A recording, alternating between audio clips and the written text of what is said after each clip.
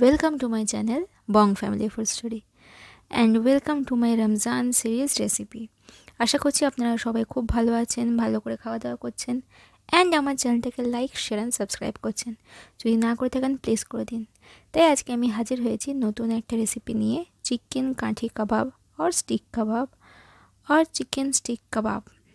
তাই এটাকে আর দেরি না করে তাড়াতাড়ি আমরা শুরু করব, যেটা খুব সফট, খুব জুসি অ্যান্ড খুব টেস্টি। So let's start. আমি নিয়েছি চিকেনের ব্রেস্ট পিসটা, আমি এটাকে পিস পিস করে কেটে নেব, দিয়ে সাইডে রেখে দেব। ওকে, নাও এবার আছে মশলা।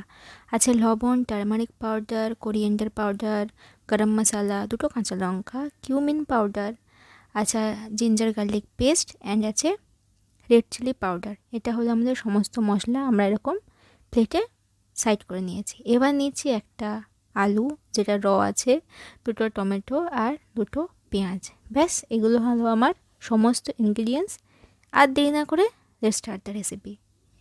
আমি চিকেনটাকে পিস পিস করে নিয়েছি, মিক্সি জারে অ্যাড করে দিয়েছি, তার মধ্যে দিয়েছি কুচি করে রাখা গ্রিন চিলি আর টমেটো পিস পিস করে কাটা। এগুলোকে আমি পেস্ট বানাবো। তার আগে সমস্ত মশলাকে আমি এর মধ্যে অ্যাড করে দেব, যাতে আমাদের আর পরে কোনো তামঝাম করতেই না হয়। ব্যাস, এটাকে ব্লেন্ড করে নেব আর পেস্ট করে নেব।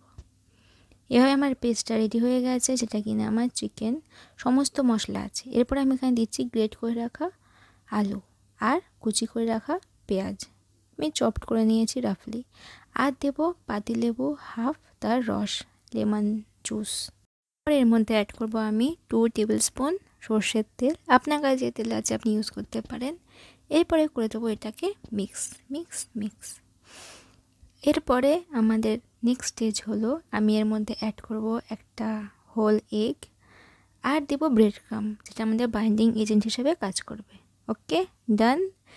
এরপরে আমি এরকম স্টিক নিয়ে নেব, হাতে সামান্য তেল নেব, দিয়ে স্টিকটাকে চারিদিক দিয়ে আমি কাবাবের মিক্সচার দিয়ে শেপ দিয়ে নেব। এই জন্য এটার নাম কাঠি কাবাব। দেখতে যতটা সুন্দর, খেতে ততটাই টেস্টি। আর এটাকে আমি সেট হওয়ার জন্য ফ্রিজে 1 থেকে 2 ঘন্টা রেখে দেবো। It is the most important step. এরপরে আমি তেলটাকে গরম করে সেখানে আমি কাবাবগুলোকে একে একে গোল্ডেন ব্রাউন হওয়া পর্যন্ত এটাকে আমি ফ্রাই করে নেব। ঠিক আছে, আমি যদি ফ্রিজে থেকে না রাখি এটা কিন্তু সেট হবে না, এটা ঠিকঠাক শেপ আপনি পাবেন না। এর চেয়ে বেশি কিছু সমস্যা হবে না, খেতে আপনি তখনও পারবেন। এরপরে আমি এটাকে মেয়োনিজ আর আপনার যা যা ডিপ সস পছন্দ অ্যান্ড সালাদের সাথে সার্ভ করুন, খাওয়া দাওয়া করুন, এনজয় করুন। লাইক শেয়ার অ্যান্ড সাবস্ক্রাইব করবেন প্লিজ, আমার চ্যানেলটাকে খুব খুব সাপোর্ট করুন। আপনি আমাকে ইনস্টাগ্রামেও ফলো করতে পারেন। And thank you for watching this.